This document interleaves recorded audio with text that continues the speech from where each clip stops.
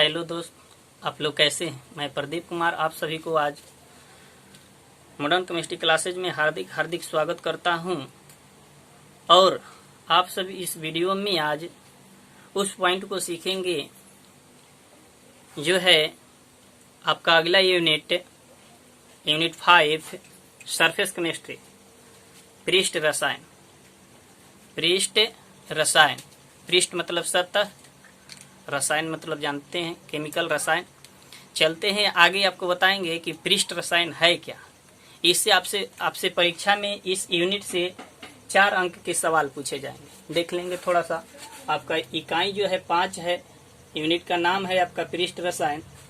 कितने मार्क्स के परीक्षा में आएंगे? 4 मार्क्स के आएंगे। तो चलते हैं आगे कि पृष्ठ रसायन है क्या।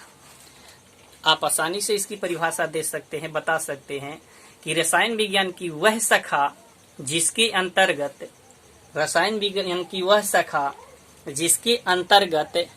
पृष्ठ और पृष्ठ पर मौजूद प्रजातियों का अध्ययन किया जाता है तो उसे पृष्ठ रसायन कहा जाता है।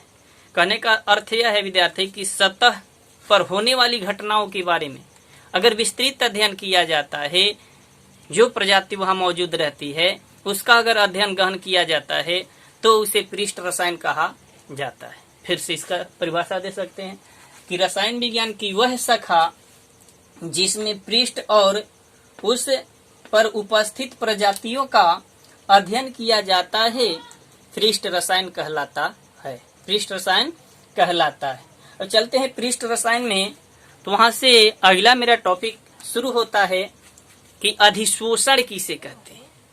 अधिशोषण किसे कहते हैं आप आसानी से इसकी भी परिभाषा दे सकते हैं कि किसी पदार्थ की सतह पर कहां पर? सतह पर दूसरे पदार्थ के अणुओं के वितरण की घटना को, अर्थात फैलने की घटना को अधिशोषण कहा जाता है। आप कह रहे हैं कि किसी पदार्थ की सतह पर दूसरे पदार्थ के अणुओं का वितरण होने की घटना को, फैलने की घटना को, विसरित होने की घटना को अधिशोषण कहते हैं। क्या कहते हैं? अधिशोषण कहते हैं। स्पष्ट समझ गए? अगला टॉपिक है आपका अवशोषण। आप अवशोषण किसे कहते हैं भाई? तो वह प्रक्रिया जिसमें कोई पदार्थ दूसरे पदार्थ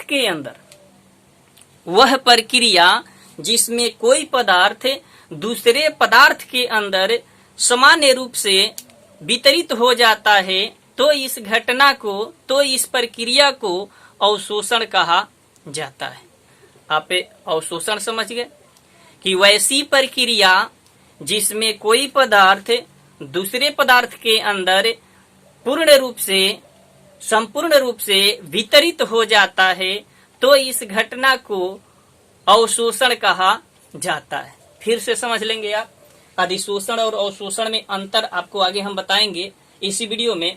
तो आप सबसे पहले अधिशोषण और अवशोषण की परिभाषा पर ध्यान देंगे कि किसी पदार्थ की सतह पर अगर कोई घटना, किसी पदार्थ की सतह पर दूसरे पदार्थ के अणुओं का अगर वितरण होता है तो उसे अधिशोषण कहिएगा। अगर किसी पदार्थ का दूसरे पदार्थ के अंदर अगर संपूर्ण रूप से वितरण होता है तो उस घटना को आप क्या कहेंगे? अवशोषण कहेंगे। क्या कहेंगे?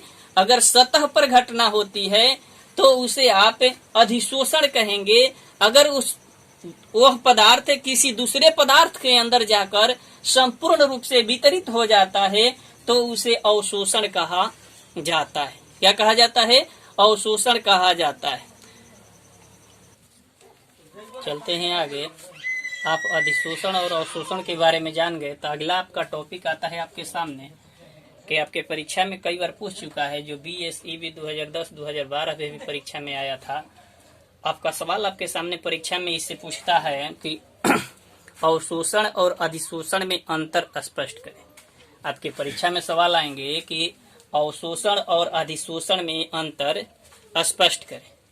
आप यहाँ से देख सकते हैं, आपका सवाल है सामने कि अवशोषण और अधिशोषण में अंतर। तो चलते हैं, एक साइड में बॉक्स में हम ले लिए अवशोषण, दूसरे साइड में ले लिए अधिशोषण। अब बात रहा भाई कि अवशोषण और अधिशोषण में अंतर क्या होता है।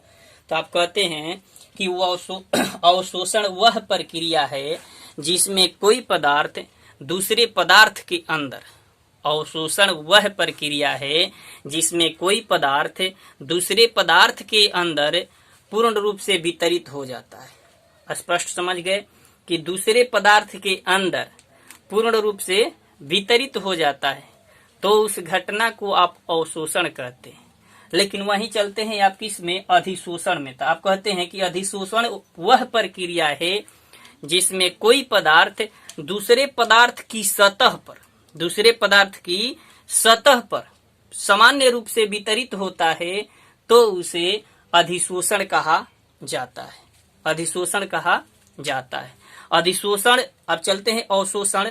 अवशोषण जो होता है एक स्थूल प्रक्रिया है। अवशोषण जो होता है एक स्थूल प्रक्रिया है, जबकि अधिशोषण एक सतही अर्थात पृष्ठीय प्रक्रिया है। कौन सी प्रक्रिया है, पृष्ठीय प्रक्रिया है। अवशोषण में सार्थक ऊष्मा परिवर्तन नहीं होता है।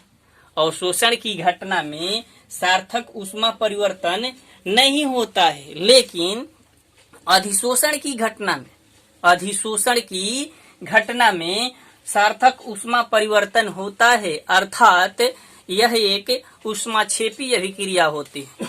कौन सी अभिक्रिया होती है, ऊष्माक्षेपी। तो आप कहते हैं कि वैसी रासायनिक अभिक्रिया जिसके फल स्वरूप ऊष्मा का उत्सर्जन होता है, तो उसे ऊष्माक्षेपी अभिक्रिया कही जाती है। तो आप स्पष्ट रूप से कह सकते हैं कि अधिशोषण की जो घटना होती है उसमें सार्थक ऊष्मा परिवर्तन होता है, जबकि अवशोषण की क्रिया में सार्थक ऊष्मा परिवर्तन नहीं होता है। चलते हैं अगला पॉइंट। इसमें अवशोषण सामान्य गति से होता है। अवशोषण की जो घटना होती है एक सामान्य गति से होती है, जबकि अधिशोषण की जो घटना होती है पहले तीव्र गति से होती है और बाद में धीमी पड़ जाती है, अर्थात धीरे धीरे घट जाती है। धीरे धीरे क्या हो जाती है, घट जाती है। आज के वीडियो में इतना ही रहेगा। अगर आपको इस टॉपिक में कोई डिफरेंस दिखाई दे या आपको समझने में कठिनाइयां हो तो कमेंट बॉक्स में अवश्य लिखें। अगर वीडियो आपको अच्छा लगे तो लाइक एवं शेयर जरूर करें। थैंक्स।